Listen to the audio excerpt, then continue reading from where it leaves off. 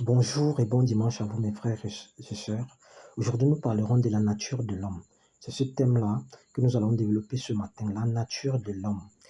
Et nous allons commencer dans le livre de Genèse 1, le verset 27 au verset 31. Alors dans cette portion des textes, la Bible nous enseigne que les hommes ont été créés à l'image de Dieu. Et les hommes ont été créés très bons par un Dieu d'amour, mais que cette bonté a été souillée par le péché d'Adam et Ève.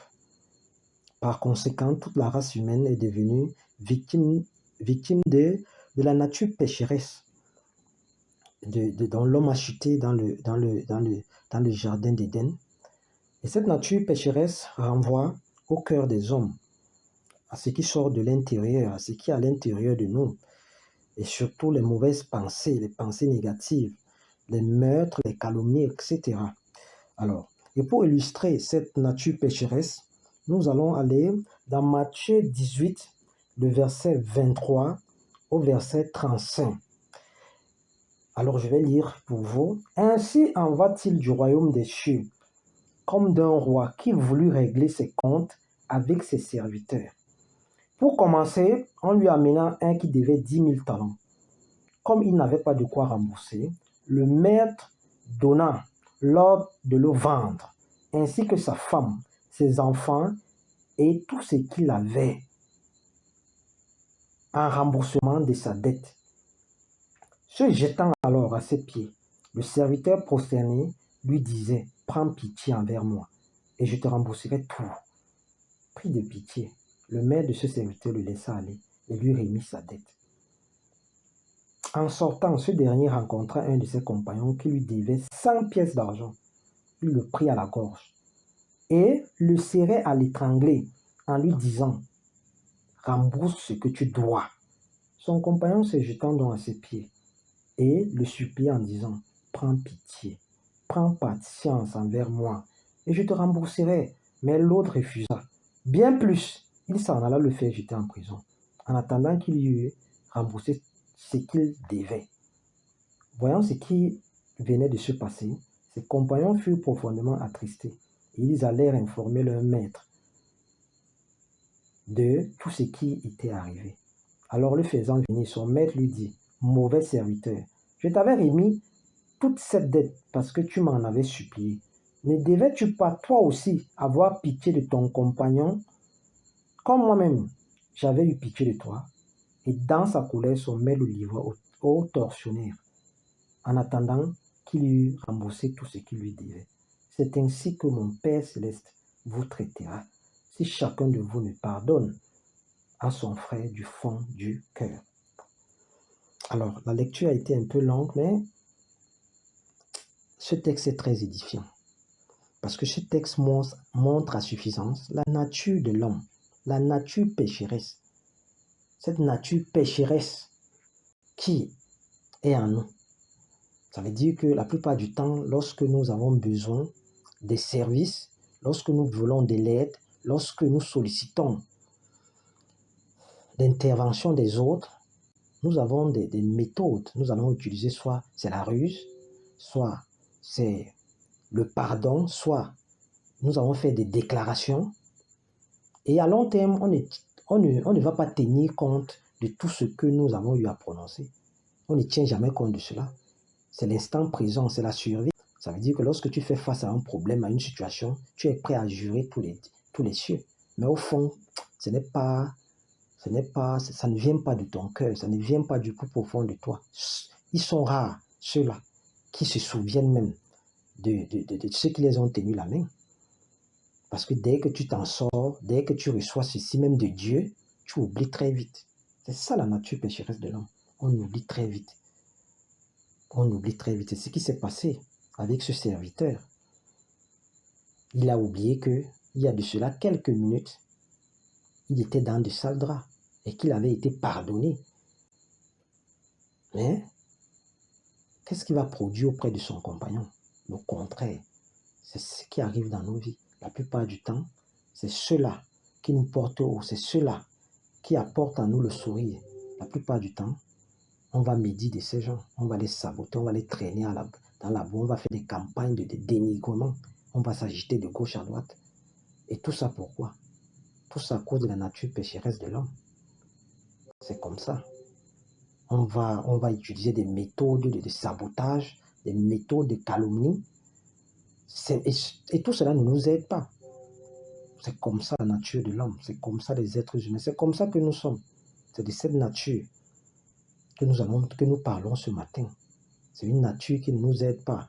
Parce que le temps à calomnier ta soeur, ta grande soeur, c'est elle qui t'a pris du village, de la misère, pour aller t'installer aujourd'hui. Tu es devenue une grande femme d'affaires, mais tu as oublié que c'est grâce à elle.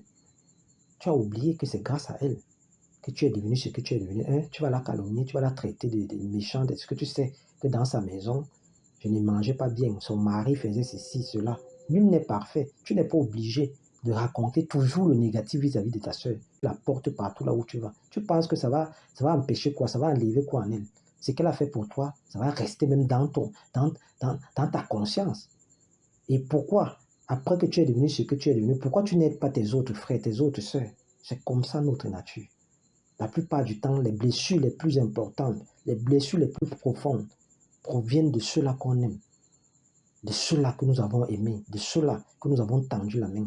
Tu ouvres ta maison à tout le monde. Tu es une femme pieuse. Dès que quelqu'un vient, ta belle famille, tu ouvres à tout le monde. Tout le monde entre comme il veut, chacun se sert. Mais est-ce que tu comprends? Le reportage qui sort de ta vie est malsain. C'est les mêmes qui te sabotent, c'est les mêmes qui te traitent de sorcière, une très mauvaise femme. Je n'ai jamais vu ça. Oh, c'est comme ça notre nature. Peu sont ceux-là qui sont reconnaissants. Peu sont ceux-là qui se souviennent qu'il y avait des jours d'insomnie, des jours de frustration, des jours où je n'arrivais pas à joindre les deux bouts. Les jours où le Seigneur a utilisé tel pour m'aider. Aujourd'hui, cet homme, lorsqu'on parle de lui, je ne peux pas m'hasarder à me lever aussi, commencer à parler de cette femme négativement, à saboter, à raconter ce qui n'est pas vrai, à dénigrer. La plupart du temps, ceux qui font cela, eux aussi ne progressent pas beaucoup. Il faut observer. Au contraire, celui que tu passes le temps à médire, à dire ceci ou cela, la plupart du temps, c'est lui qui évolue. C'est lui qui devient quelqu'un. Parce que Dieu est juste. Galates 6, le verset 7 à 8 déclare, ce qu'un homme aura semé, il le moissonnera. Lorsqu'on ne peut pas aider quelqu'un, lorsqu'on ne peut pas parler positivement de quelqu'un, la plupart du temps, il faut être calme. Il faut être calme. Mais des fois, ça cache d'autres intentions. Les gens sont jaloux. Les gens ont la haine. Tu peux être jaloux de ton frère, jaloux de ton ami, jaloux de ta soeur. C'est vrai. Malgré son étoile, tu vas combattre, tu vas faire... La plupart de ceux-là qui nous ont vu grandir, qui ont vu notre départ, c'est eux qui, la plupart du temps, c'est eux qui deviennent nos ennemis. C'est eux qui font des campagnes de dénigrement. Ils font comme s'ils ne te connaissaient pas. Ils font comme si... Mais tu verras que c'est pas derrière, c'est les mêmes qui viendront encore s'asseoir avec toi. C'est les mêmes qui vont sourire avec toi. C'est les mêmes qui vont faire comme s'ils t'aimaient. Cette nature, ce n'est pas un démon. Ce n'est pas le diable qui agit là, c'est nous-mêmes. Des fois, c'est nous-mêmes. Il n'y a pas un démon là derrière. Changeons nos mentalités. Changeons notre façon de voir les choses. Changeons notre façon de voir les choses. C'est ça la différence entre les grands et les petits. Un grand, ce n'est pas celui qui a forcément les grosses voitures, ou bien les grosses maisons, ou bien ceci. Non, un grand, c'est celui qui sait transcender certaines choses. Il sait faire la part des choses, il sait reconnaître. Il sait aussi avoir pitié des autres, il sait pardonner. Il sait savoir que non, moi aussi, à un moment donné, je suis tombé. C'est ça la différence entre les grandes femmes et les petites femmes. C'est ça la différence. Et je m'adresse à quelqu'un ce matin. Je m'adresse à toi, mon frère, ce matin. À toi, ma soeur. Toi qui subis cela, que pardonne. Pardonne, avance. Malgré tout ce que tu as eu à faire pour ton ami, pour ta soeur, pour un tel, tu as hébergé les gens chez toi. Tu as même tu t'es séparé même de ton mari à cause de cela. Vous avez eu des problèmes à cause des gens. Mais aujourd'hui, personne n'est reconnaissant. Personne ne te souvient même de ton enfant, de ta fille, qui chôme aujourd'hui, qui ne mange pas le matin. Sois forte. Je vais te démontrer que tout ce que tu subis aujourd'hui, même le Seigneur a subi cela. Alors ouvre ta Bible dans Matthieu 11, le verset 19 au verset 24. Voici ce que dit la parole de Dieu. Le Fils de l'homme est venu, il mange et il boit. Et on dit, c'est un glouton, un buveur, un ami des collecteurs d'impôts et des pécheurs. Mais la sagesse a été reconnue juste par ses enfants. Alors Yoshua Hamashiach se mit à faire des reproches aux villes dans lesquelles avaient eu lieu la plupart de ces miracles, parce qu'elles n'avaient pas changé d'attitude. Malheur à toi, Chorazin, Malheur à toi, Bethsaida. Car si les miracles accomplis au milieu de vous l'avaient été dans Tyr et dans Sidon, il y a longtemps que les habitants se seraient repentis, habillés d'un sac et assis dans la cendre. C'est pourquoi je vous le dis, au jour du jugement, Tyr et Sidon seront traités moins sévèrement que vous. Et toi, Capernaum, serais-tu élevé jusqu'au ciel? Non, tu ne seras pas abaissé. Tu seras abaissé jusqu'au séjour des morts. Car si les miracles accomplis au milieu de toi l'avaient été dans Sodome, elles subsisteraient encore aujourd'hui. C'est pourquoi je vous le dis, le jour du jugement, le pays de Sodome sera traité moins sévèrement que toi. Ça, c'est Dieu. Ça, c'est l'enfant, le Fils de Dieu. Ça, c'est le début et la fin, l'alpha et l'oméga. Il se plaint. Il fait des reproches. Ça veut dire que Capernaum, c'est des villes où il y a eu les plus grands de ces miracles. Mais c'est ces villes qui ont oublié même l'existence de ces miracles. C'est comme ça notre nature, nous les humains. C'est pour ces raisons qu'ils s'interrogent. Ça, c'est Dieu. Si à Dieu, on a pu le faire, à toi ma soeur, à toi mon frère, ça sera comment? Ça, c'est Dieu qui se plaint. Ça, c'est Dieu qui reproche, il fait des reproches à ces villes. À ces villes, personne ne s'est repenti, alors qu'il a fait la plupart de ces miracles. La nature de l'homme, c'est notre nature. C'est comme ça que nous sommes. Celui-là qui nous aide même positivement, celui qui nous tient la main, celui-là qui fait tout pour que nous soyons même heureux, c'est celui-là qu'on va maudire. C'est celui-là qu'on va médire. C'est celui-là qu'on va faire des campagnes de dénigrement. C'est comme ça notre nature. C'est la nature de l'homme. La nature pécheresse. La nature pécheresse, c'est cette nature que nous avons reçue. Et c'est cette nature qui nous hante jour et nuit. C'est pour ça qu'il y a il y a des frères et des sœurs qui ne pardonnent pas, qui n'arrivent toujours pas à pardonner. Parce que les blessures sont profondes. Tu as donné ta vie. Tu t'es mis à quatre pattes pour que ton frère, ton ami puisse aussi avancer. Mais aujourd'hui, qu'est-ce que tu reçois? C'est l'humiliation. C'est comme ça ces choses. Mon frère, je viens te dire ce matin qu'il faut pardonner. Il faut avancer. Si le roi de gloire lui-même a subi tout cela, ce n'est pas toi qui vas faire déception. Au contraire, quand tu vois ces signaux, sache que la bénédiction n'est pas loin. Car ce qui doit mûrir, va toujours mûrir. Dieu, lorsqu'il veut se glorifier la plupart du temps dans nos vies, il n'a pas besoin qu'on te porte même tellement haut. Il veut même qu'on te rejette, qu'on te sabote, qu'on dise ceci, de cela de toi. C'est là où il va se glorifier en toi. C'est comme ça Dieu. Donc si tu es dans cette famille, que tu es l'étoile de cette famille, mon frère et ma soeur, sois patient, sois fort. Ce que tu es en train de vivre, ton maître l'a vécu. Rien ne doit te traumatiser. Parce que quand tu penses au passé, comment tu vivais, comment tu te sacrifiais pour que tes frères, tes soeurs, tes amis soient à l'aise. Et c'est les mêmes aujourd'hui qui passent le temps à te traiter de sorciers, de sorcières dans tout le quartier, à te saboter. Lorsqu'on parle de toi, ils viennent aussi s'asseoir pour dévoiler tes secrets, pour exposer ta vie. Nul n'est parfait.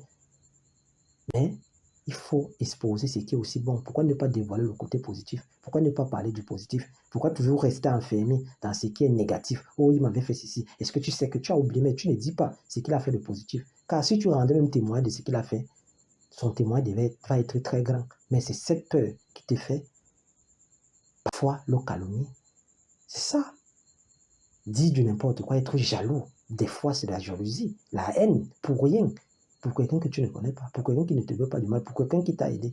Mon frère, ce matin, cela nous interpelle chacun de nous. Chacun de nous doit être interpellé. C'était le message de ce matin. Je vous souhaite un bon dimanche et un bon début de semaine.